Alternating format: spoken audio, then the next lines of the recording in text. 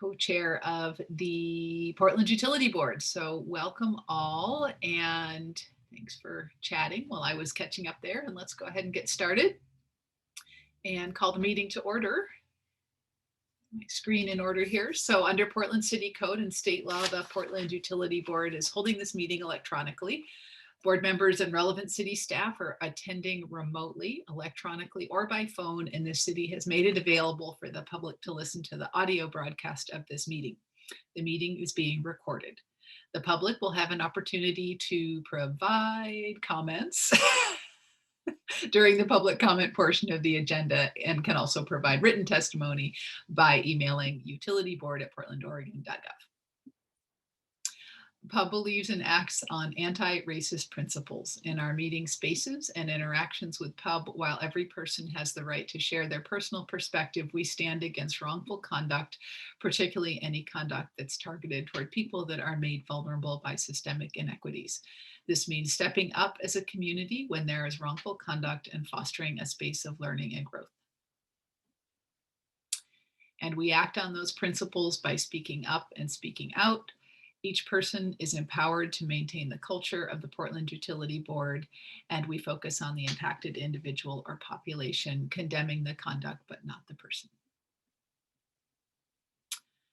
And before we go off to meeting guidelines, just in line with the principles and the actions we just read, I just wanted to say a thank you to all of you, particularly Lorraine and Heather, for the work done on updating our values statement that you all worked on a couple of weeks ago. So thanks for that, and Amy will review the meeting guidelines. All right, thank you, Karen, and thanks for your patience while sometimes my scrolling, my mouse gets ahead of me. My name is Amy Archer-Masters, and I'll quickly run through the meeting guidelines. Please state your name before you speak, and if appropriate, the name of the person that you're addressing or that you're addressing the group. The chat box is only viewable by the host, the PUB staff, Eliza and myself. So please limit any chats to technical and logistical issues, including signing up for public comment, asking for technical assistance, or reminding us if you've been waiting to speak and have not been called on. The raise hand function is primarily used by the board. The co-host may lower your hand once you've begun speaking to maintain the flow of the conversation. During public comment periods, the public can raise your hand and you'll be called on when appropriate. If you're connecting by phone, please press *9 to raise your hand. Videos may be turned on when you're speaking if desired. It's not required. The microphone, please mute your microphone when not speaking. Members of the public will be muted except when giving public comment. And if you're connecting by phone, please press *6 to mute and unmute yourself. Public comment will be taken during the public comment period early in the meeting. You can sign up through the chat with PUB staff or raise your hand during the comment period. It's also available just prior to any formal board vote after a motion has been made and seconded by board members. As mentioned, the meeting is being recorded. Just for the record, Karen, I did want to note that Robin let me know that her microphone is not working. So if there is any formal board vote, it will have to be noted via chat. So we will let you know what Robin's vote is if there is any formal board vote. Terrific. Thank you, Amy. Thanks for being with us, Robin, with technical difficulties. We'll make sure that you can participate as fully as you would be able to if we could hear you. So please let us know if you're trying to get yourself heard. Let's see. So yeah, what we're going to be working on today, after our usual disclosure of communications and any public comment and review of the October 4th minutes, we'll have an update from the Bureau of Environmental Services on the Tryon Creek Facility for about half an hour. And then the rest of our meeting, we're going to be beginning to prep ourselves for the budget process, looking at kind of how things have been done in the past and getting a bit of feedback from returning board members or continuing board members, as well as hoping to get some insights from new board members on processes that you all may have used in your work or other community work that you might recommend. So I'm looking forward to that brainstorming conversation that won't be decisional. So we really should be able to have a really good Q&A and conversation around that. And then we'll have a few announcements at the end and adjourn at 12:30. So let's do any, hello, everyone. And welcome back, Eliza. Just want to say we have missed you greatly, and thanks for being here. And does anyone, let me get my participant window open here. If anyone needs to make a disclosure of any communication with city officials and staff, please raise your hand and we'll get that on the record.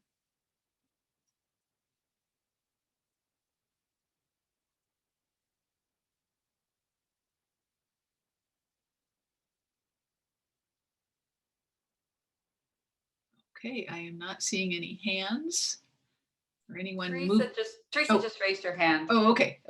Teresa, please go ahead.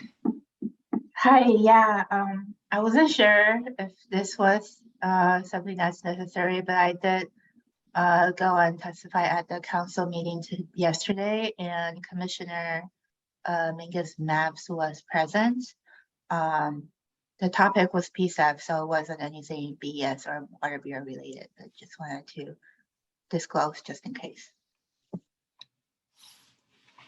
Excellent. Thanks a lot, Teresa. Appreciate that. Right. I'm not seeing anyone else with a hand raised. So let's go ahead with any public comment. If any members would like to make a public comment, please let staff know in the chat, or *6 to unmute, or *9 to raise your hand if you're on the phone. We didn't get any requests ahead of time. Okay. And I also am not actually seeing any members in the participant list of the public. So let's go ahead and thank you. No, don't have any public comment. Let's go ahead and review well, hopefully you've already reviewed the October 4th minutes. And are there any changes or corrections, or has anything been omitted from the minutes that you would like to be included?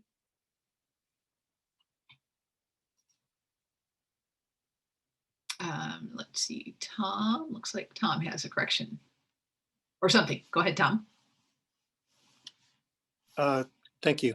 Yeah, on the minutes, there's information about a spill phone number, and it's not accurate. It is the number that's in the minutes, the phone number to call, the 823-1700 is actually PBOT, and they will respond to something if you see something broken in the right of way or whatever.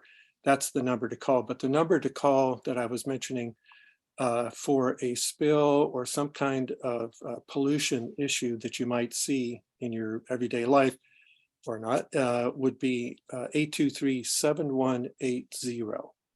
And both of these numbers, the people are really responsive. And anyway, that's the number. So if you see some kind of pollution issue, and if you're not sure, go ahead and call it, and they'll tell you whether what they can do or not.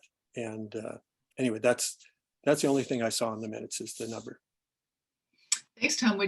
Is that an add to add the spill number to the PBOT number, or are you saying it should be replaced? Yeah, the number that's in the text is referring to the spill number, but it's not the spill number. So the correct spill number is 7180.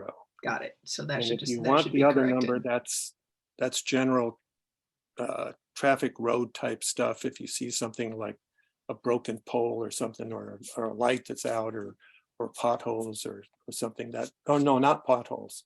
That's a different number. That's a different number. I think I will keep it at what you were trying to discuss. So I will correct them to reference the spill and pollution number. Right. And I just realized I did have contact with BES. I forgot to mention this at the disclosures things. I had called about the Mount Tabor Park project that Parks has been doing. And they put down a lot of plastic. And so I called BES and asked if they were going to charge the impervious area fee for the plastic that Parks has laid down on top of their gravel.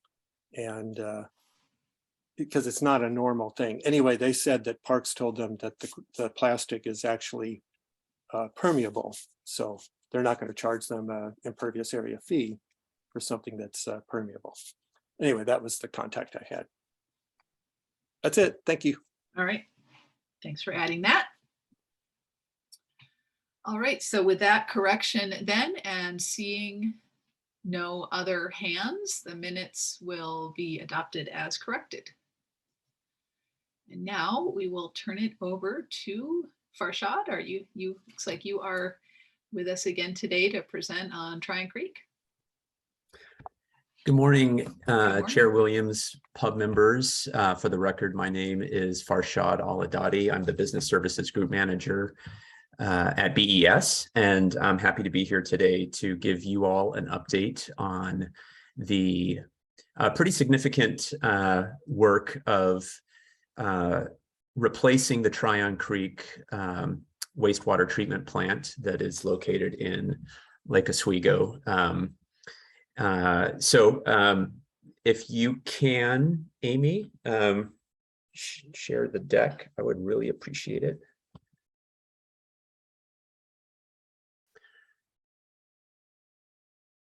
And I would, while it's getting loaded, I would welcome any questions as we're moving through the slides. I don't expect this, my presentation portion, to take half an hour, so hopefully there's plenty of time to answer any questions that you have as we're either working through the deck or at the end. Great. So if you could go to slide 2. I think most of you are aware that we own and operate 2 wastewater treatment plants.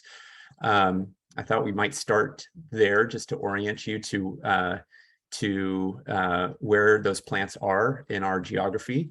If you can see the top left corner there's a CBWTP, that's Columbia Boulevard Wastewater Treatment Plant. And if you go straight down and a little to the right, you will see the Tryon Creek Wastewater Treatment Plant. And that is in the city limits of Lake Oswego. And you can see the zoom in here right on the west bank of the Willamette. If you go to the next slide, we have a little bit of a closer zoom in and some more historic details.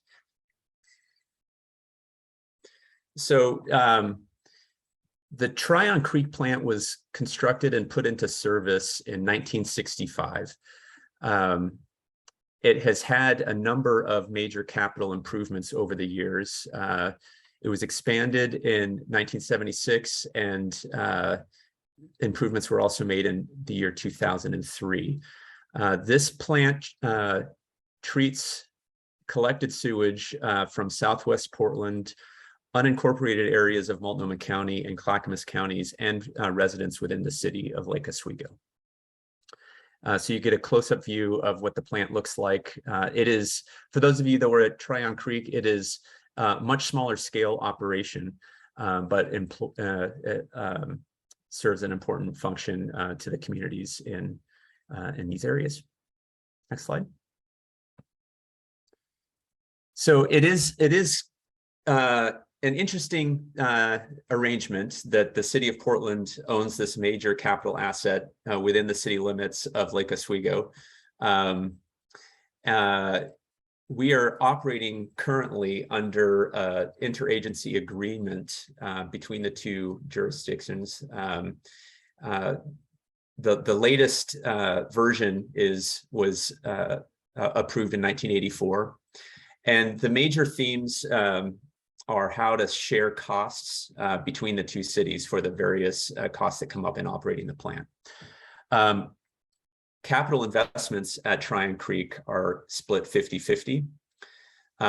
There are portions of investments at Columbia Boulevard dealing with the processing of sludge generated at Tryon Creek, which are shared 50-50. So that sludge is shipped from Tryon Creek to have further processing at Columbia Boulevard, and capital investments related to that sludge processing are shared equally between the two municipalities. BES does collect a return on investment for the financing costs related to those capital investments.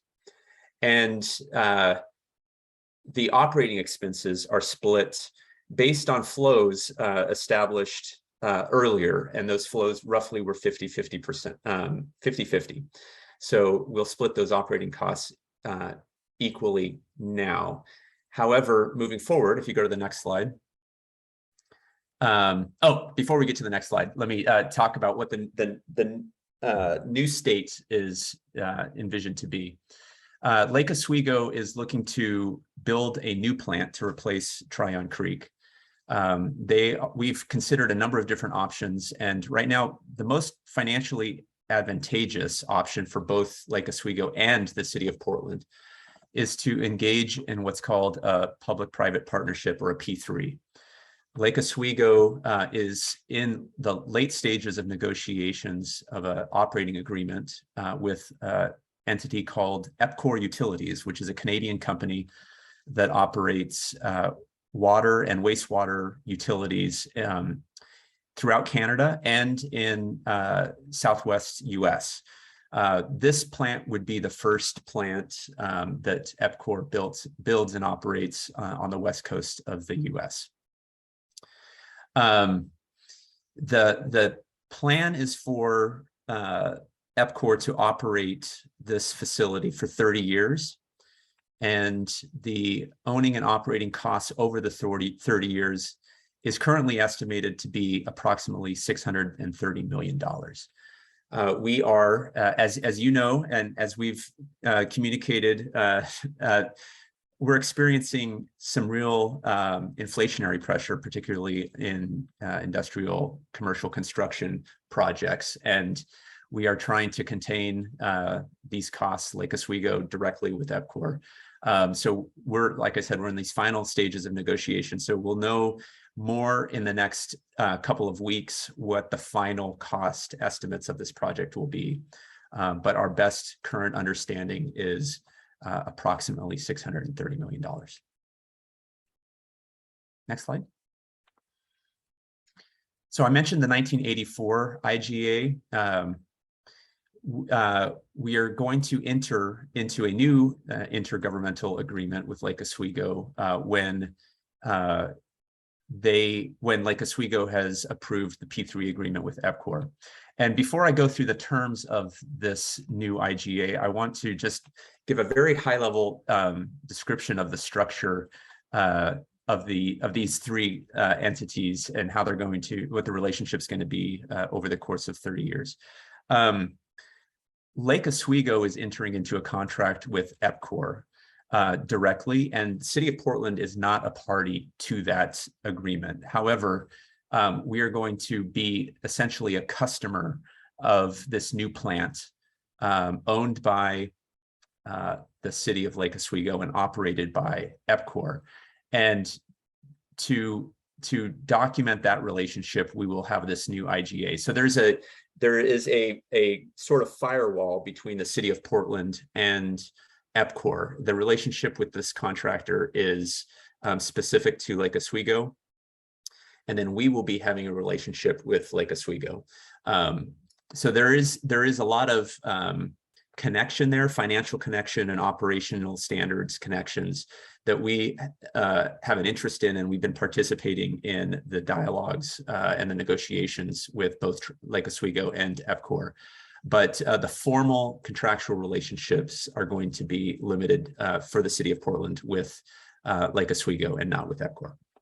So I just wanted to make that clear, so that keep those lines clear and bright. So that I mentioned the 1984 IGA. We are going to update that IGA with new terms, and really based on the current realities of what our demand on this new facility would be. So you'll remember that we are splitting generally costs 50-50 based on previous measurements of flow. We know the flows now are 70% being generated by Lake Oswego and 30% by customers in BES's service area. And so we will be updating this interagency agreement to reflect those new flows. The plant will be located on a new portion, a new site, actually up away from the river.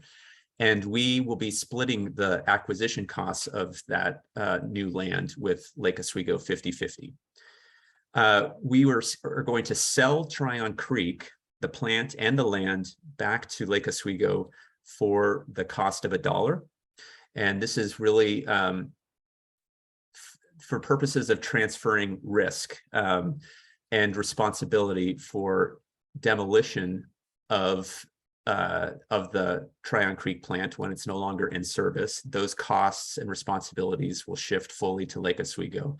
And any environmental remediation risks associated with the property are going to roll to Lake Oswego too. So in a sense, we are transferring all of that risk in exchange for the low price of $1. So we feel that is actually an equitable exchange. We will also be trying to simplify our ongoing financial relationship with Lake Oswego, and one of those ways is to waive the capital investment costs at Columbia Boulevard for sludge processing. Those costs we will be incurring, they will be benefiting from, but there are some trade-offs, and for simplicity's sake, this is that's a very cost-effective way to streamline the agreement. So these are proposed terms, I'll say. The cost structures that Lake Oswego is working through with EPCOR have yet to be finalized. And so whatever the final state of those negotiations may impact elements of this IGA, but this is our current understanding of what those terms are going to be. Next slide. So some important upcoming milestones. I mentioned we're in the late stages of negotiations. Lake Oswego is scheduled to make several important decisions on the 6th of December. The first is they're going to be requesting, staff are going to be requesting the approval of the project agreement with EPCOR. That formal agreement, which locks in the cost of the agreement and the operating standards, will be approved hopefully on the 6th. They will also be, Lake Oswego City Council will also be asked to approve the new IGA with Portland. And they will be asked to authorize essentially the acquisition of the property where the new plant will be. Following on that, those agreements, we will be appearing at Portland City Council to correspondingly ask our City Council to approve the terms of a new IGA. We have some options of when to schedule those that approval, and we have not actually got on a schedule yet, but we expect to be one of the December meetings. Next slide. So some project milestones. These also need to be finalized and won't be official until December 6th. But tentatively, we are looking for construction of the new plant to begin June or July of 2023. We're expecting, if there aren't any complications, construction will conclude June 2026. And the plant would go into operation later that fall in 2026. Now, as you can imagine, you can't just flip a plant on and flip the Tryon Creek off at the same time. There's going to be some operational overlap as the new plant comes online and gets certified. And during that time, Tryon Creek from now until that time, Tryon Creek will need to continue to operate as it is today. And so Portland staff, needed investments, the terms of the current IGA, all will be in place until the Tryon Creek plant comes offline. Depending on how the new plant certification and operations go, that will drive when Tryon Creek comes offline and the demolition can start. So we're not prepared to put an actual date on when Tryon Creek will stop functioning and the demolition will start, but it would be sometime after fall of 2026. So that is my update. I'm happy to answer any questions that you all have on Tryon Creek. Thank you so much, Farshad. I'm sure. Oh, it looks like Chris. I think Chris has a question. Is that right, Chris? Yes, I do. Okay, please go ahead. Question, you mentioned that the capital cost for the sledge will not be split. Is that for the next 30 years while the private entity takes over, or is that a forever cost that will just transfer to BES instead of being split between us and Lake Oswego? Right, it would be under the terms of the IGA. So I think the IGA is in place until it's replaced by mutual agreement. So I think that is a forever change that we will be implementing. Thank you.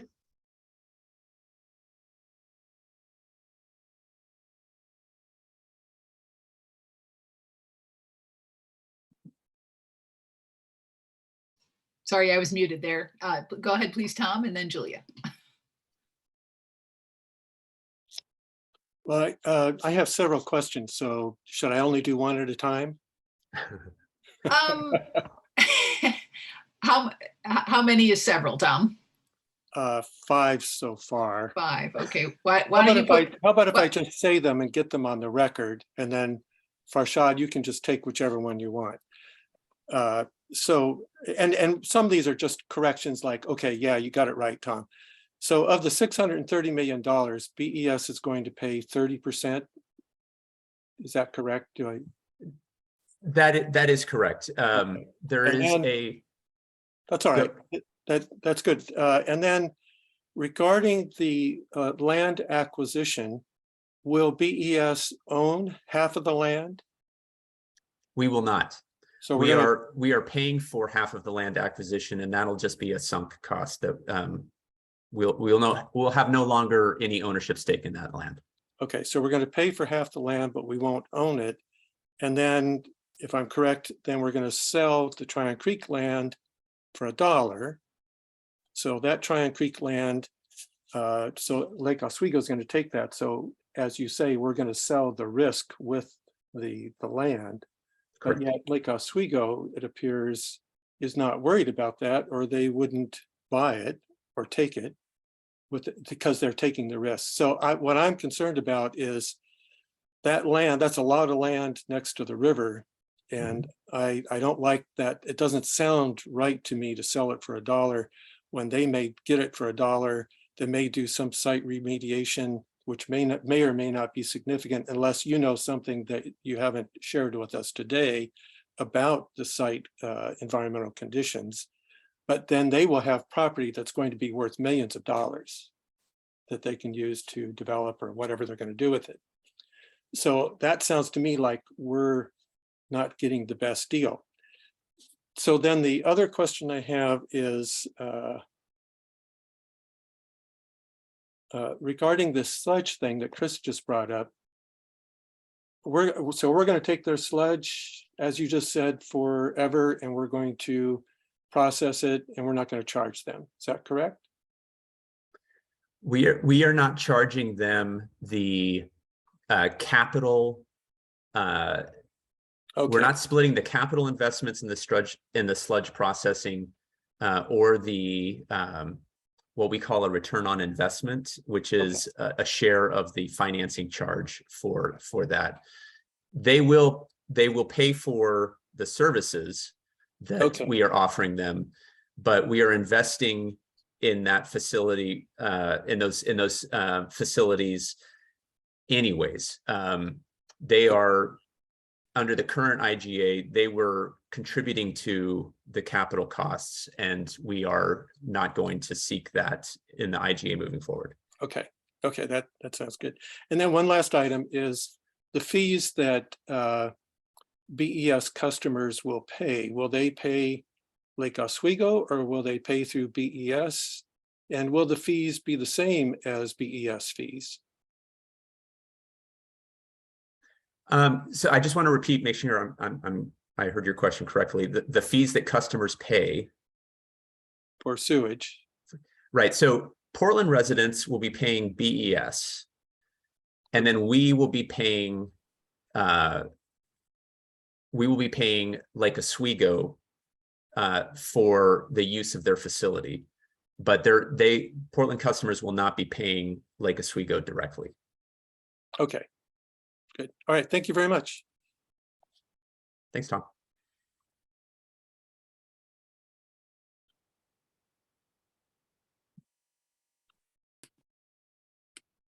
Should I go ahead and ask my questions? Yeah, please do. Okay. So I'm not totally clear how to articulate kind of all of my questions, but I guess my first one is, and there are only a couple. Was it solely Lake Oswego's decision to privatize because this is within their like physical jurisdiction?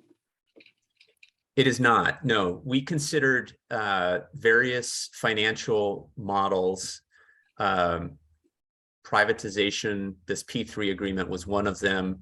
One was Lake Oswego owning and operating and building, much like City of Portland does, a wastewater treatment plant, and having that just be a public only option. And a third option was that we make the necessary long-term investments in Tryon Creek and perpetuate the relationships as they exist today. And when we modeled each of those options, both from a financial perspective and a risk perspective, this P3 agreement was the most advantageous to both jurisdictions. Okay, so I guess it's hard for me to tell the difference between P3 and privatization, I guess, because it's going to be operated by a private company based in Canada.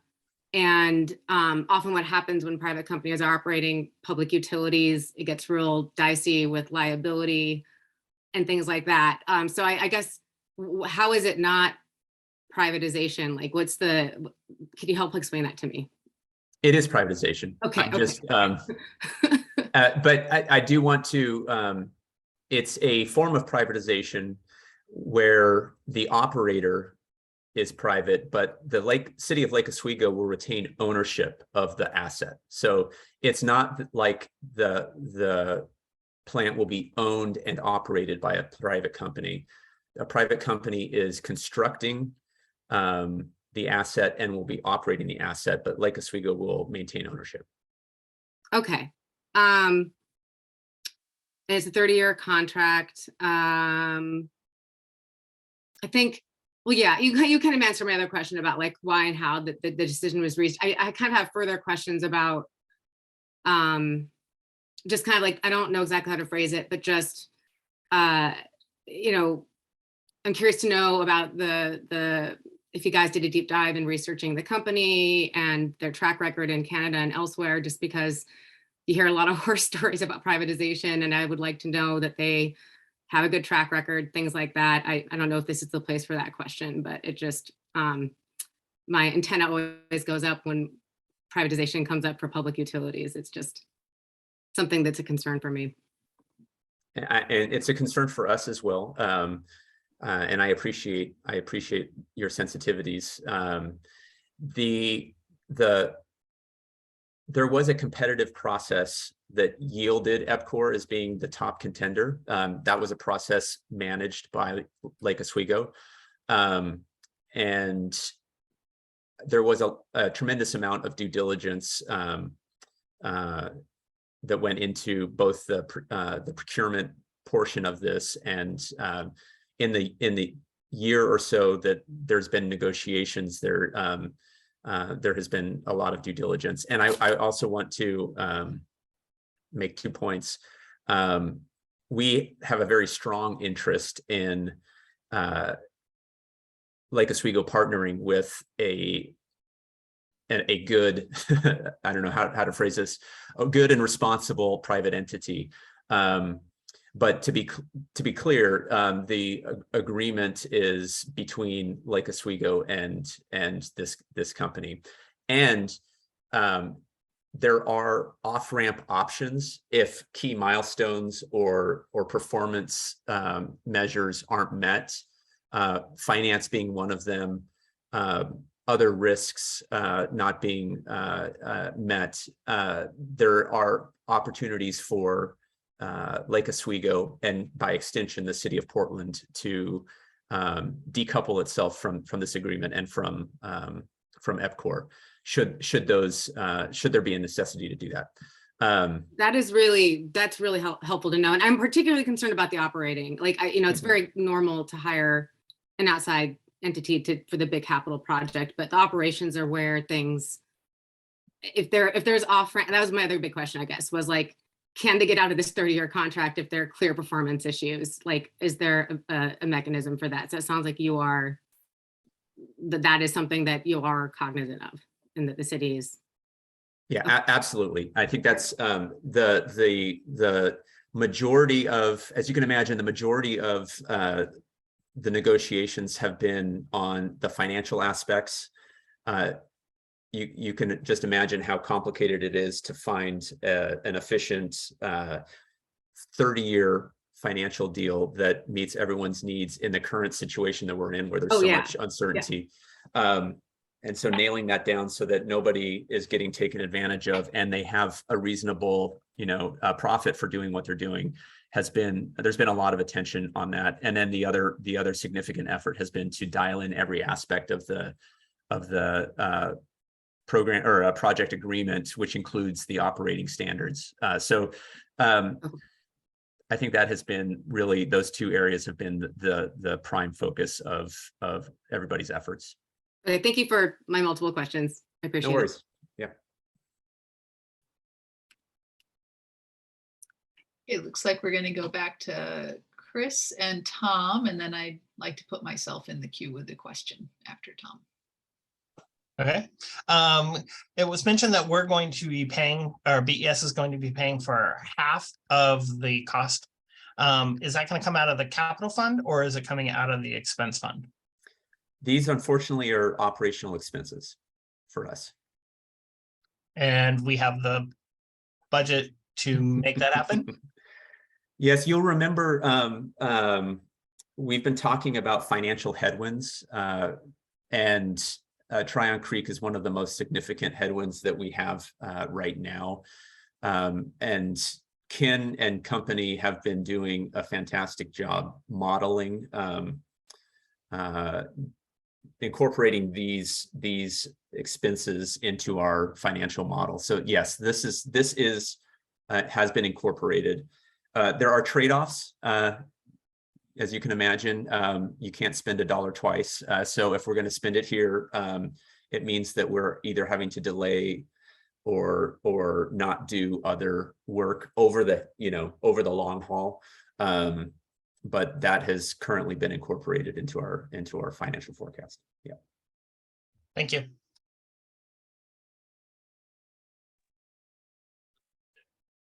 Farshad, this is Tom. So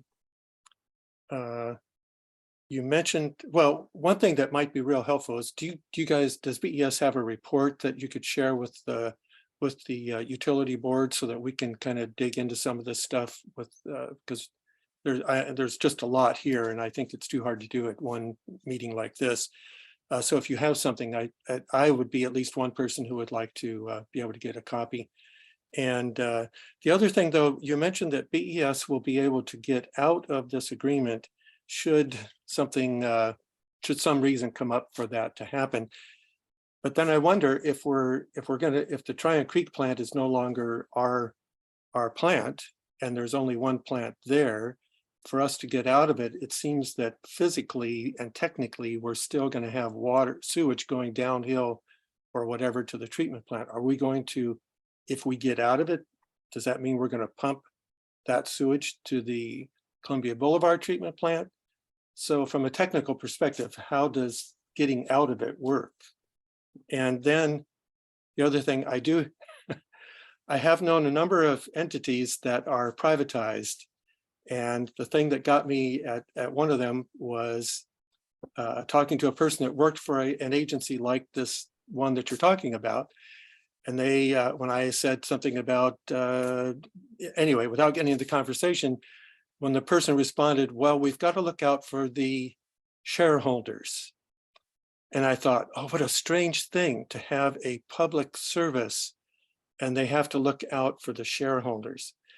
And it's just kind of strange that here is a public entity owning and operating and doing all this stuff that we do, BES, and to think that a private entity is going to come in and they're actually going to be able to make a profit. How can they make a profit when we are trying to do our due diligence to make everything as cost effective as possible? So that to me is something that I'd like to see in the report. If it's not in the report, I'm curious about how BES looks at their financial workings of this company that would suggest to us that perhaps the next step is BES. Maybe BES should look at becoming privatized in the future. So anyway, those are my, you can see I'm a little skeptical. So thank you very much. Sure. And I'm sorry, Tom, there was a blend of comment, and I'm not sure if there was, the question that I heard, I think was, is there a report? And not per se, there are drafts of the project agreement and drafts of the IGA. Those are in development, and because we're in a negotiations footing right now, they cannot become public. So there is, I will be happy to make them available as soon as I can. Okay. The other question I had, that is one question. The other question I had was, technically, how would we be able to get out of an agreement when we don't have the land or the Tryon Creek treatment plant anymore? How do we handle that, those customers that are going to be dependent on the Lake Oswego plant? How do we, in other words, how do we get out of that agreement? So that's a very good question, and to be clear, that's a very weighty question. And I think at this stage, the getting out of the agreement is deciding to not get into it. I think that's the point that I'm trying to make. If the negotiations fail, we have the option to continue to operate Tryon Creek, and we will do so if necessary. There are other options to off-ramp this agreement. We can seek to find another entity to step in for EPCOR if we don't feel that EPCOR is the right partner. The question of exiting the agreement after the plant is online, I think is a different question that maybe answers your technical question. I don't think that we would be exiting the agreement. Let me put it this way. At no point will the customers of our both of our communities be without a treatment plant. We will either have Tryon Creek, we will have the new plant, or for a short period of time, we will have both plants actually operational.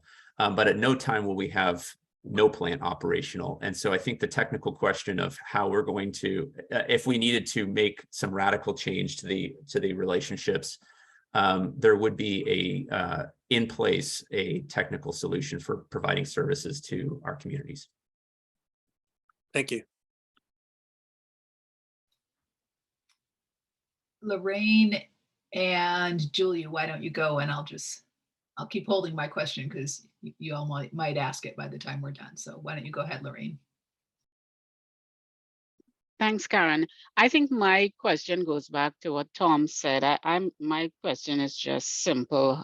How or who determines costs if it's a private entity? And as Tom mentioned, how does it align with our goal to provide the most affordable, equitable utility cost to residents? I think that's my whole thing, and it ties back to that whole shareholder question, et cetera, et cetera. And I think I did a very poor job explaining the customer side of this arrangement. So let me spend a minute talking about that. As the owner of the plant, the customer relationship management will be between Lake Oswego and its residents. And Lake Oswego will be billing its residents and setting the rates for bills and bill increases directly with the customer. The project agreement will have a fixed payment structure and schedule that that Lake Oswego will be committing to. So that's what's so challenging about the financial modeling. I don't want there to be any misunderstanding that there's going to be some variability, large swings in costs and customer impacts based on profit seeking by EPCOR. The project agreement is locking in a payment schedule, and within that payment schedule, EPCOR is committing to provide the services under contract. And so in that way, I think the concerns that both Lorraine, you and Tom have expressed, I think are being addressed. The relationship with customers is being managed with the municipalities, and there is some locking in of the cost structure with EPCOR so that cost impact to customers is relatively stable and predictable. Can I just follow up when you say that, sorry to jump in, Lorraine Wilson here. When you say that payment schedule is going to be determined, who's in the room talking about that? I'm just curious. Members from my team, from BES, city attorney's office, engineers from BES, all who, and folks from our regulatory group. Those are the three major categories of folks that have been involved in these discussions from the BES side. There's a regulatory component, there is an operational component, and there's a financial component. And all of those interests have some stake in the financial aspect. And similarly, and I think I mentioned the legal aspect as well. So our city attorney has been involved in these conversations, and a similar team has been involved from the Lake Oswego side. So we are working together with representatives of EPCOR to work through all of these issues. Some of them result in commitments, operational commitments in the agreement. Some of them result in calibrating the financial structure. But it's been a pretty broad and representative group of folks from all the parties.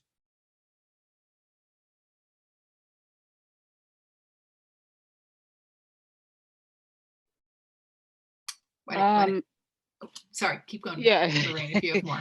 The thing is, so this is a perfect example. When I ask who's in the room, as like who's at the table, right? Is this going to be baked in and then served to people, and you like eat it, swallow it, whatever, we don't care, kind of thing? That is my concern. Is that it's going back to that point of who is sitting in the room challenging, challenging the business side of it, and that is centering that equity question that we are constantly challenge to address, and when it's addressed, because my concern is that equity is always an afterthought and not baked into the conversation. So that is why I'm asking who is at the table. I just wanted to be sure about that, because is it going to be presented to us after the fact and we're like, oh, okay, so there's nothing we can do. It's already baked in, because that's the negotiations that happened in the room, in a place where there were individuals who were just focused on the business aspect of it and not the humane aspect of it, or the humanity of how this thing is going to impact certain residents. And then we have to deal with that fallout after the fact. So those are the things that are going around in my head. I just wanted to share that. And I would pass it over to Julia. Thank you, Lorraine. These are really, that kind of is similar to I've been collecting my thoughts since my first kind of round of questions and listening to other folks' concerns. And I just wanted to add in another layer. It's another concern about privatization. We've talked about costs, and we've talked about to the consumers, or to the ratepayers. But something else that is really notorious when you privatize in ways that they try to make sure that they're ensuring profits for shareholders is that the workers suffer. So, I've heard a lot of horror stories about damage to unions and union workers under privatization. So I want to know if there's any considerations that were put toward shoring up, assuming that these are union jobs currently, are there going to be, is there, some kind of workers benefits like community, right? I don't know exactly what the structure of it would be, but that's another consideration that I'm really hoping you all are thinking about, and we're parts of the discussions, and that's something you can be monitoring, and that you're creating safe places and ways for workers to report if they're having problems or if there's union busting occurring. But more importantly, this gets at what Lorraine is talking about. And I should have said this at the beginning, but I was kind of just absorbing the information. It feels really late in this process for this board to just be hearing about this process. It feels like a lot, you're in the middle of like reworking an IGA. There's like a lot of decisions have been made. There was modeling. It was just a lot of, it feels like we're being informed and that it's pretty much moving forward. And it just would have been, it feels like something, and again, I'm not 100% sure what our role as a board should be in these decisions, but it feels like this is very late in the game for being able to give input in a way that could have impact. So yeah, that's more of a statement, but this process feels like I would like it to be, it feels like it should have been done a little bit differently in order for us to feel like we could have real input into what's going on and know what's going on sooner, so that we can have more of an impact in the outcome.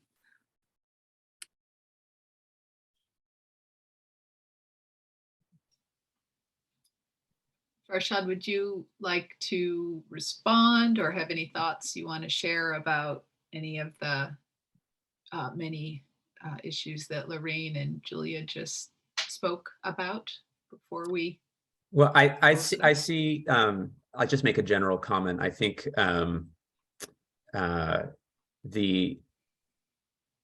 the centering of equity is a very, very important part of the work that the Bureau does. It may not be evident in all of the decisions that we present to the board.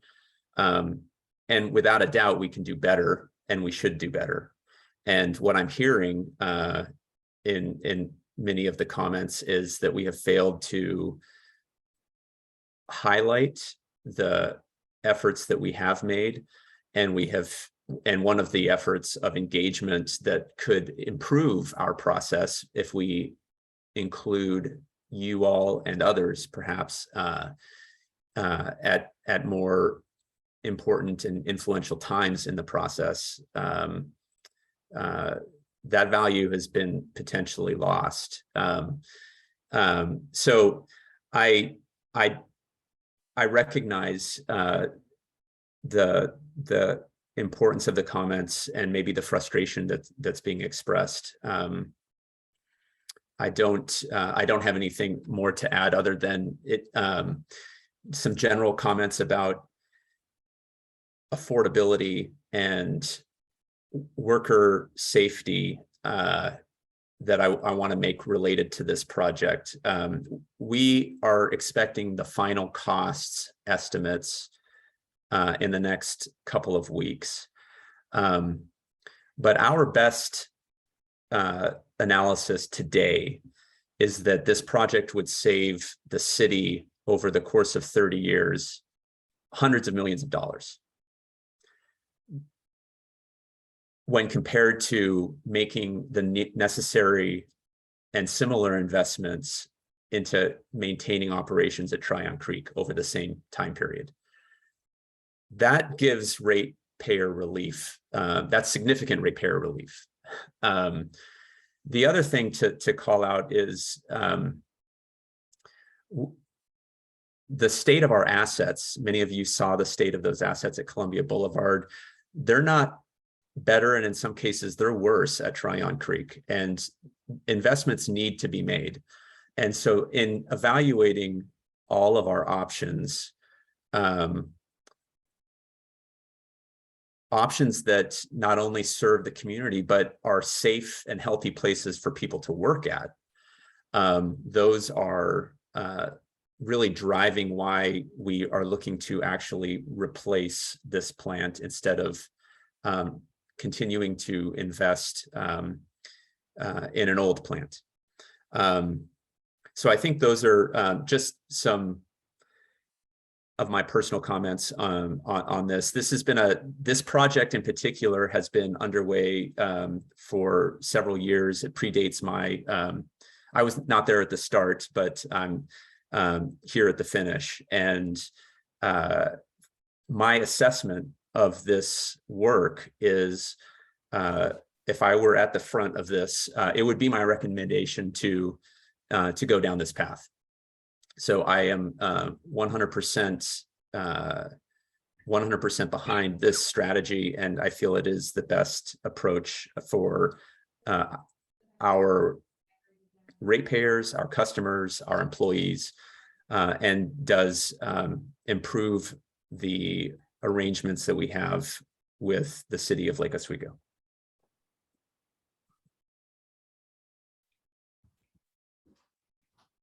Bob, why don't you wrap us up with final question?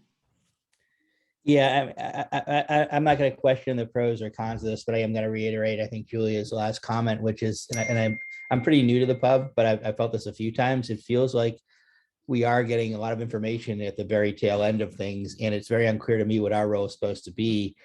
We are an oversight board. We're supposed to bring some level of public oversight to the operations of these utilities. But really what we get for the most part, I feel, is oftentimes is presentations of done deals. And I think that puts us in a very awkward position. And again, I'm not questioning the pros or the cons, but it's not clear to me what our role here is at all, other than to sort of nod and say, okay. And I think we're going to need to spend some time going forward on getting clarity of especially big projects, big infrastructural or institutional changes, when we should hear about those, and what the utilities really want from us in terms of advising and weighing in, because this is just way too late, it seems. For us to get involved now would be really to throw a monkey wrench into something that's pretty well done already. So I just want to flag that. So Tom, I see your hand, but hang on for just one sec, because I'm hearing people's concerns loud and clear. And what I would like to do is, for now, I think there needs to be some further conversations among the board and with staff about how to learn from the situation and where we are, and how to improve our, let's say, relevance in having input into big projects and decisions and decisions associated, because you all are raising some really interesting and concerning, anyway, just important points. I will say, just from my recollection of presentations on this topic to the board in the last 3 years, there certainly was at least one, and I think just one. And some of the concerns that you all are bringing up and discussing, impact on workers, privatization, also came up at that meeting a couple of years ago. So I am going to go back and review the minutes from that meeting to kind of refresh my memory. And, perhaps, like I said, we can have a discussion about this at a future meeting, kind of how to make something good out of a situation that seems kind of frustrating right now. So I want to just acknowledge that and say thanks all for your comments and concerns and questions. Tom, final question, and then I would like to get at least 15 minutes on budget prep in, because I know Amy's put a lot of work into making a presentation for us to think about and want some information back from us. Thanks, Karen. I don't have a question for Shad. I was actually going to suggest what you just suggested, and I did want to reiterate, though, I think if we can get as much as you can give us about the calculations and other things that you have done on the return on investment, you're making a pretty good claim there that we're over the years we're going to save millions of dollars. So it'd be good to see that in some kind of format that we can evaluate, which is our job. So I would like to suggest that we take this up maybe at our next meeting and have a conversation about it with us on the board, and have a couple weeks that we can all kind of think about it and then come back and discuss it. So I would like to ask that we put this on the agenda for next meeting. Thank you. So noted, Tom. We'll maybe circle back to that at the end. Okay, Farshad, thank you. Thanks My for pleasure. your presentation. Thanks for answering tough questions. And I see a hand raised from Carol, one of our members from the public. Yeah, Carol, why don't you go ahead? Why don't you go ahead?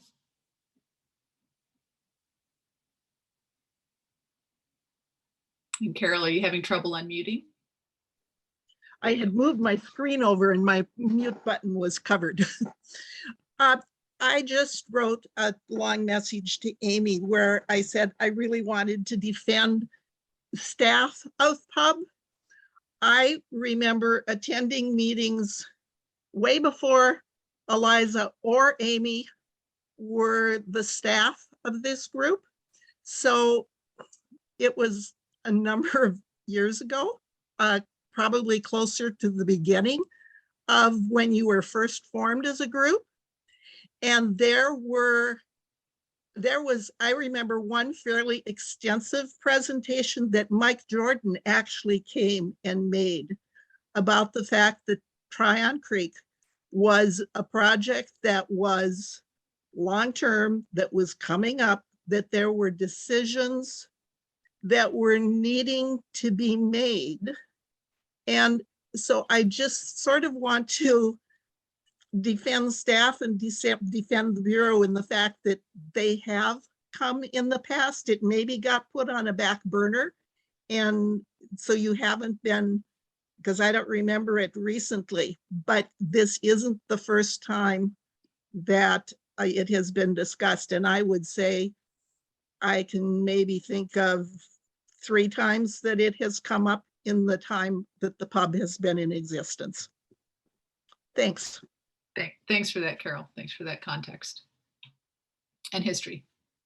So yeah, maybe we can, Amy and Eliza, maybe I can work with you to try and pull together a little bit of historical information that we could present to the full board. If not, maybe not the next meeting, but at another meeting. But again, thanks Farshad, thanks for being here. And let us try and get about 15 minutes in on budget prep. I apologize, it seems like kind of an abrupt shift here, but this is important stuff too. So I want to make sure we get some discussion in. So Amy is going to Amy's going to be running the slides, and just in the interest of efficiency, I'm going to ask Amy to just answer questions as they come up, and I'm not going to interject. So are you okay with, ready to go, Amy, and okay with that?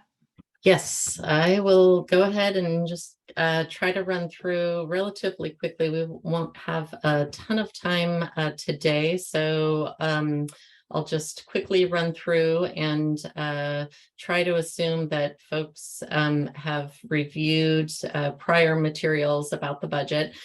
So just a reminder that the pub serves as the budget advisory committee for the two utility bureaus and engages with pretty formally with council throughout the budget process. So just a reminder of the process, that it's a process that we're just at the very beginning of. So we're in the requested budget development process, where the bureaus are in the process of developing their budgets. So October through January, they're developing the budgets. The large budget documents are come out in writing by the end of January, beginning of February. And so this is the period of time where they are able to come and have some discussion with the advisory committees, but the formal documents aren't available to the public and to for you to review until the end of January. Then the city budget office comes out with their formal reviews sometime towards the end of February, March. The mayor's proposed comes out towards April, and then there's public hearings. The orange on the screen here, you should have seen this if you went through the Budget 101. Those are the formal points where the pub engages, and I'm going to walk through some of the deliverables that you have at each of those phases. So I'm not going to spend too much time on them right here, but they're kind of the key touch points that the pub engages with council. And we'll talk about the deliverables with each of those. There's also, while the development process is going on, there's also the current budget year, which is happening. And so there's the fall budget monitoring process, the bump that's happening actually right now, going before council next week. And then there's another one in spring. Those are typically pretty technical adjustments that are adjustments to the budget in the current year based on what's actually happening in the current year, kind of closing out the prior year, making adjustments to the current year, and those also are moving forward. Let's see, given limited time, I won't go into that too much. Because of the current year budget process, council also spends time talking about general fund. And although that has less to do with the utility bureaus, because council spends a lot of time talking about the general fund allocation, that does impact the overall budget process and can impact when the actual budget guidance comes out, which likely will not come out for the bureaus until sometime in early December, which can impact how the budget process goes for the city as a whole and where council is spending their energy. The pub did receive kind of an overview table, looked a little bit different than this. It had a lot more details on it about some of your deliverables through the year and some of the timeframes related to that. So this is a little bit briefer, but kind of highlights some of the key timeframes and some of the deliverables. So where we're at right now is just talking about the general approach to the budget process. The reason this is important is that it's an opportunity for us to hear from you what kinds of information you want, both from staff, both pub staff, as well as from the bureaus over the coming months, to make sure that we're able to prepare information for you in a way that is going to help you be prepared to really understand the information well enough to formulate your recommendations recommendations in a way that is going to be able to prepare for your deliverables and for the conversations that you're going to have before council. We want to make sure that you have everything that you need in order to meet those deadlines that are coming up before you. The first big one, of course, is towards the end of January, the requested budget letter. As the budget advisory committee for those utility bureaus, that first letter is submitted with the 2 utility bureaus requested budgets.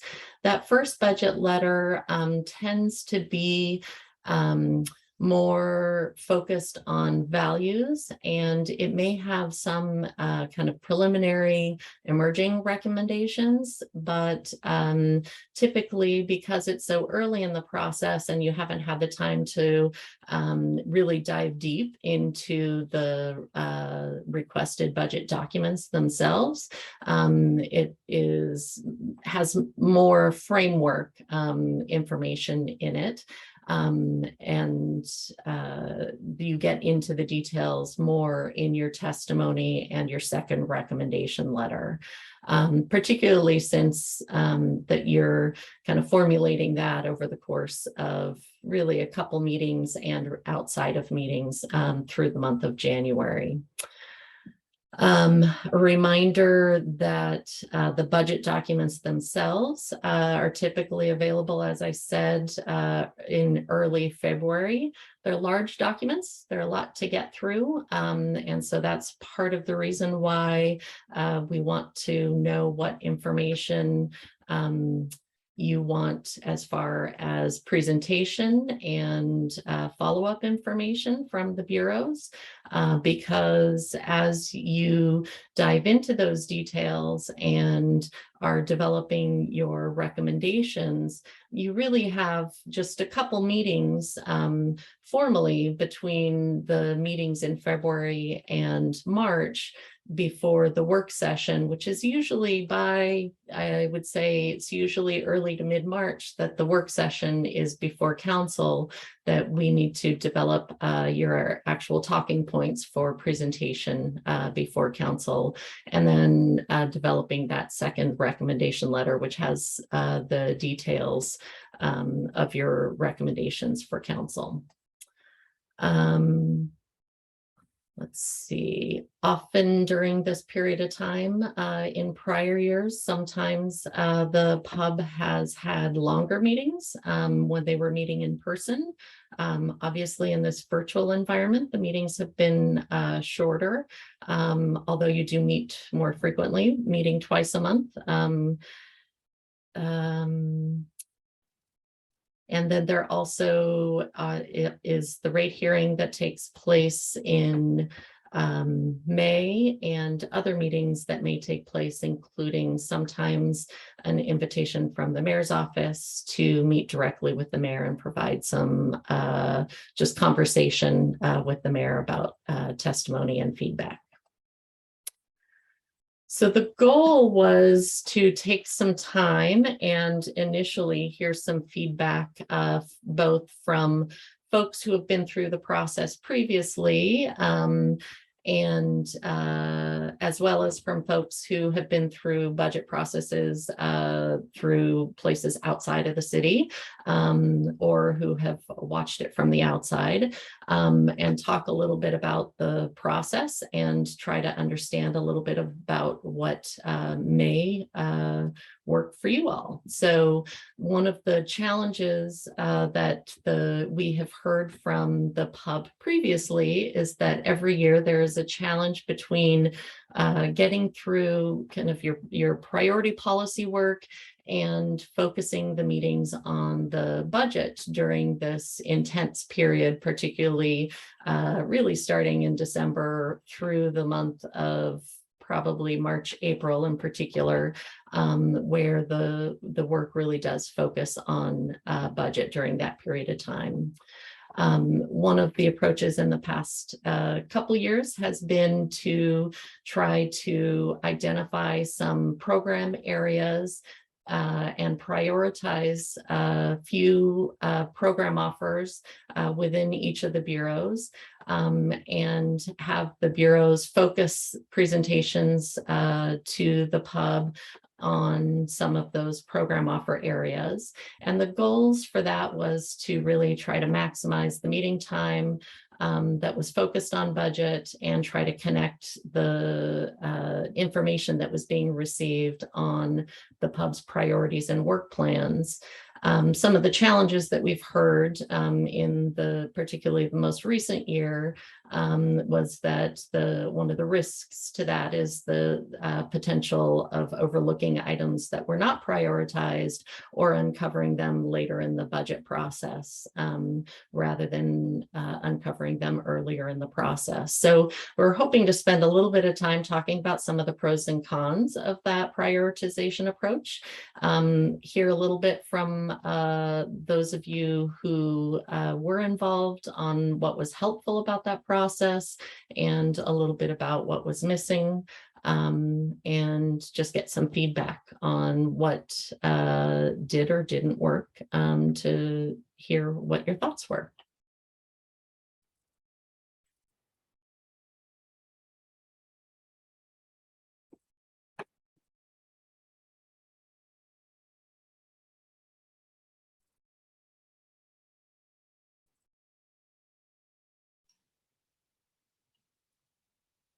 So this is Karen. I'll fill the awkward silence while you all are thinking of your questions. I'm going to just check in on time and suggest that we spend the remainder of our time on this very question today. And then, Amy, if it's okay, can we pick up with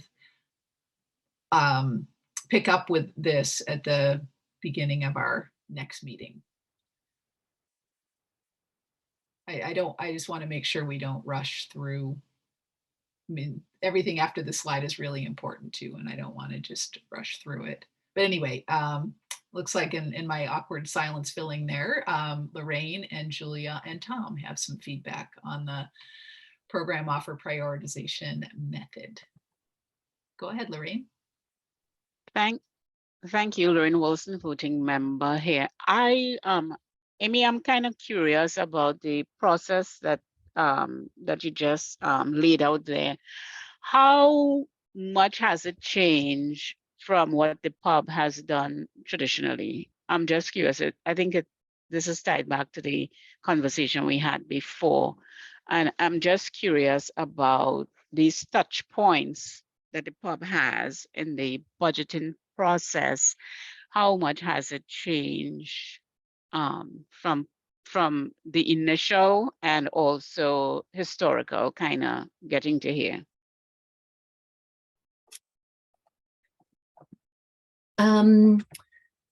Well, the budget process itself has changed because the city changed how bureaus present their budget information by the actual documents themselves. So the bureaus submit their budget documents with these program offers. And so the way that pub reviewed the information the last couple of years was to look at the kind of brief summary information for the program offers for the bureaus, just at a very high level, and look at the summary information for each of those offers, and try to highlight whether there were any major changes that were anticipated in those program offer areas, whether there were impacts to equity or budget that were anticipated, and whether there were any hot issues that were anticipated. And so that was the approach that the pub kind of identified as a tool. And so it was kind of pub working with leadership, kind of developing that tool that then they implemented. So that's kind of the change that was put forward. As far as, a lot has changed in the sense that the circumstances of the budget has changed, because this year is a more complicated year, just because of the financial circumstances, as you've heard from BES most recently, with the impacts of inflation and some of the challenges around particularly capital expenditures. And one of the, I think one of the biggest challenges that we have, just as the pub generally, is that we haven't been through a particularly complicated budget process in a setting where we're meeting virtually, where our time is a lot more limited.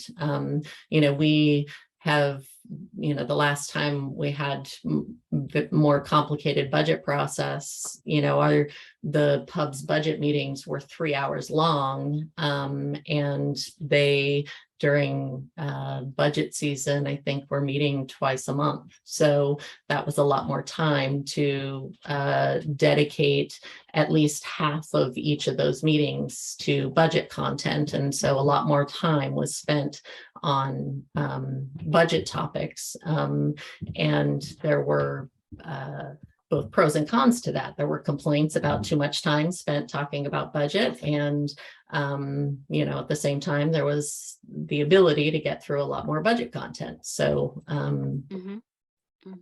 but it's more challenging because our time is more limited in this setting. And just to round off the question, and I give space for the others to talk to, in a former life and a former role, when I was at the city of Portland, I actually did a survey of all the BACs. And that's why I'm asking, and to get feedback from BAC members. And there was a varying feedback on those who felt that they were being used to rubber stamp, those who felt that they were actually giving advice, and those who indicated that they were actually involved. They felt that they were intimately involved in directing how the city spends its money. So that is why I'm asking the question about what my concern is, where are we along that variation? Are we here to rubber stamp? Has the process created a situation where we are just rubber stamping? Oh, it went to the back. The back reviewed it. The pub reviewed it, right? Or is it that we are giving advice and we don't know, at the end of the day, the budget is approved with or without our advice? Or are we intimately involved in directing where it is based on our charter and all of that? So that is why I'm asking the question, and I just wanted to put that out there.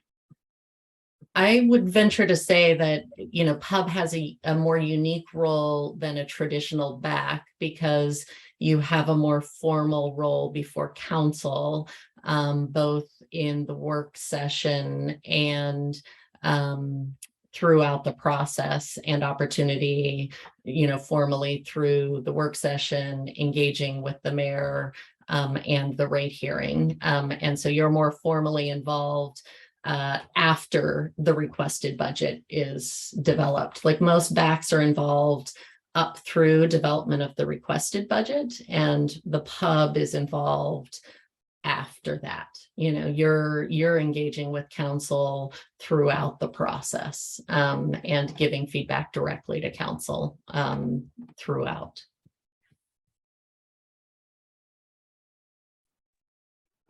Julia. Thank you. I was just going to say, in addition to what you just said, Amy, like at least in terms of the timing and the process, we do have the ability to have some impact on budget, is how I feel.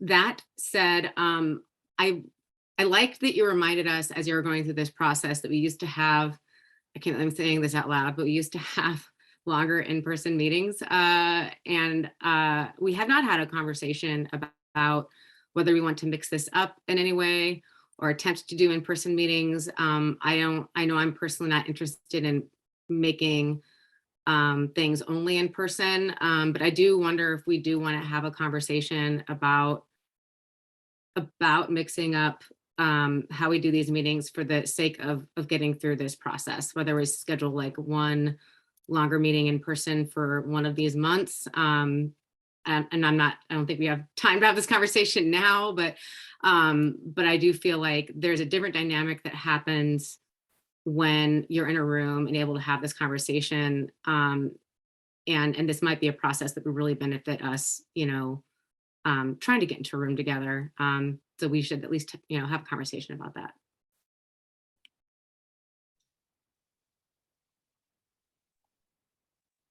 Thanks, Julia. Why don't you go ahead, Tom? And then I'll just need about 3 minutes at the end for some announcements, and so go ahead, Tom. I just want to make a request that, and this relates to the budget. So we just talked about Tryon Creek. I'm sure Tryon Creek is in the budget from last year, and I don't remember what it said about it, but I think before we dig deep into the budget, I would like to suggest that we finish our discussion about Tryon Creek, because it is going to affect how we look at the budget, because it's obviously a budget item. So I just want to put that out there. And because Tryon Creek is going to City Council in December, I think if we're going to have any action that is meaningful, I think we need to look at it. And that's why I'm suggesting we do it at the next meeting, that we look at Tryon Creek and do that, and then get to the budget again. So that's my suggestion as to how we look at the next meeting and Tryon Creek and the budget. Yeah, let's just do it all. Okay, thanks for that suggestion, Tom. So Amy, if I could beg your pardon and ask if we could just go to the last slide there we go, perfect. So hear you loud and clear, Tom. I guess I'd like to ask your permission to kind of think about that a bit and talk with Amy and Eliza. I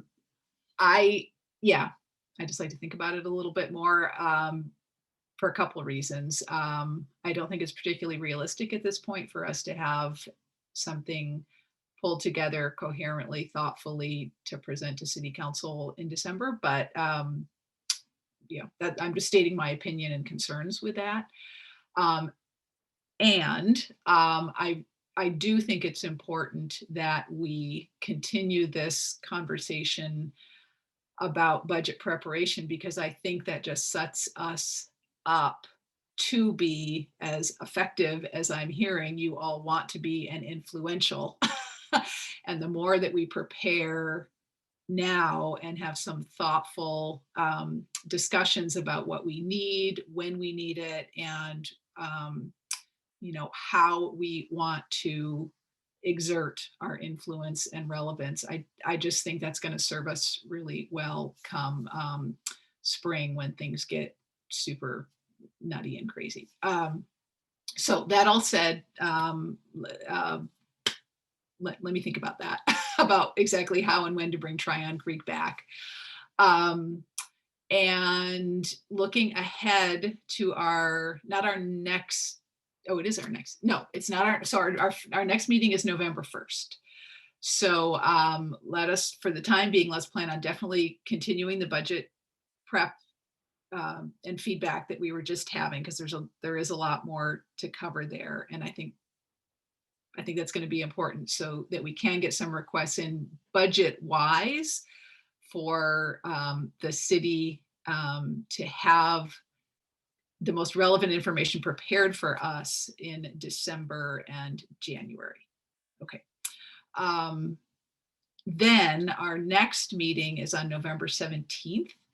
And again, I am going to ask for someone or someones to step forward to facilitate that meeting, because I am not going to be able to attend that meeting. And I would suggest that we be thinking about also in November and January, what we are going to do about electing 2 new co-chairs, because my sort of extended term as chair, and thank you for your trust for extending that for 6 months, but that expires in December.